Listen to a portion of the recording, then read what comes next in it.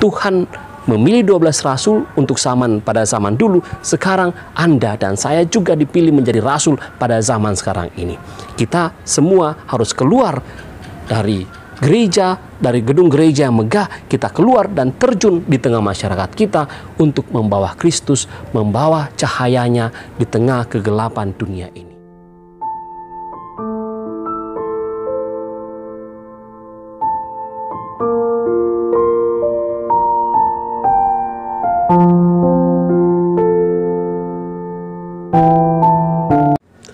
Shalom saudara-saudara yang terkasih, salam jumpa dalam Indri hari ini, Selasa 7 September pada pekan biasa yang ke-23. Semoga Anda dan keluarga sehat adanya, dan kita berdoa supaya mereka yang sakit bisa segera disembuhkan. Injil yang akan menjadi permenungan kita dari Injil Lukas, bab 6 ayat 12 sampai 19. Sekali peristiwa, Yesus mendaki sebuah bukit untuk berdoa. Semalam-malaman ia berdoa kepada Allah. Keesokan harinya ketika hari siang, ia memanggil murid-muridnya dan memilih dari antara mereka 12 orang yang disebutnya rasul. Mereka itu ialah Simon yang diberinya nama Petrus, Andreas saudara Simon, Yakobus dan Yohanes, Filipus dan Bartolomeus, Matius dan Thomas, Yakobus anak Alfeus, dan Simon yang disebut orang Selot, Yudas anak Yakobus, dan Yudas Iskariot yang kemudian menjadi pengkhianat. Lalu Yesus turun bersama mereka dan berhenti pada suatu tempat yang datar. Di situ berkumpul sejumlah besar murid-muridnya dan banyak orang lain yang datang dari seluruh daerah Yudea dan dari Yerusalem dan dari daerah pantai Tirus dan Sidon. Mereka datang untuk mendengarkan Dia dan untuk disembuhkan dari penyakit mereka. Juga mereka yang kerasukan roh-roh jahat mendapat kesembuhan.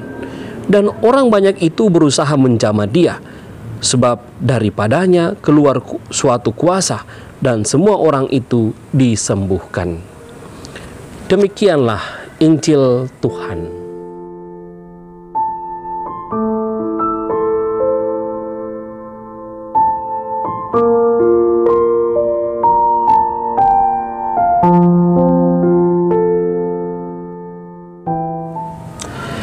Saudara-saudara yang terkasih, dalam Injil hari ini kita mendengarkan bagaimana Yesus memilih rasul-rasulnya.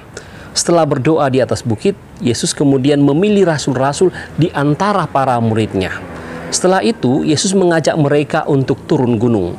Dan di daerah yang datar, mereka menemukan sejumlah besar murid dan orang-orang yang datang mencari Yesus. Dari seluruh daerah Yudea, dari Yerusalem, bahkan dari tempat yang paling jauh, dari Tirus dan Sidon. Mereka datang untuk satu tujuan, yakni ingin mendengarkan pengajaran Yesus, dan yang sakit mereka mendapat kesembuhan. Saudara-saudara yang terkasih, dari Injil hari ini kita bisa melihat mengapa para rasul dipilih. Ada alasan para rasul dipilih. Alasan utamanya adalah karena Yesus membutuhkan mereka sebagai perpanjangan tangannya untuk melanjutkan karyanya.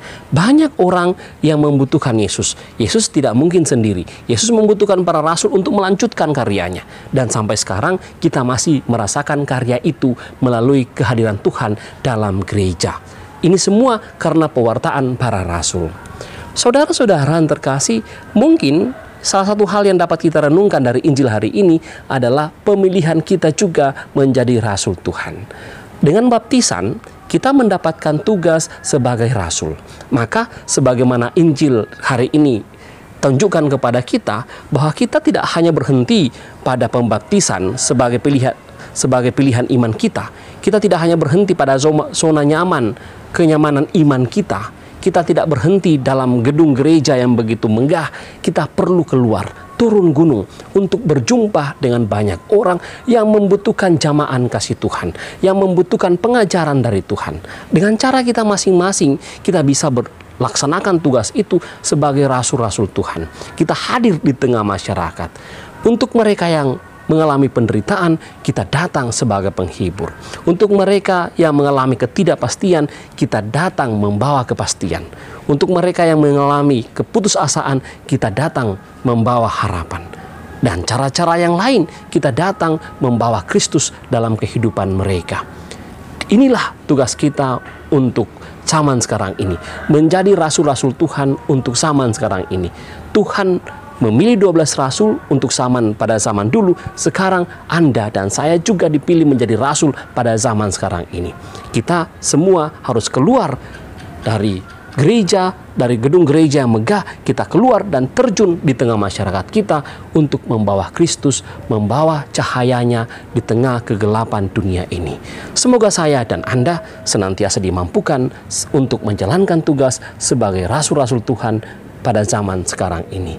Tuhan Yesus memberkati kita. Amin. Mari kita memohon berkat Tuhan. Tuhan bersamamu dan bersama rohmu. Semoga saudara sekalian diberkati oleh Allah yang Maha Kuasa, Bapa, Putra, dan Roh Kudus. Amin.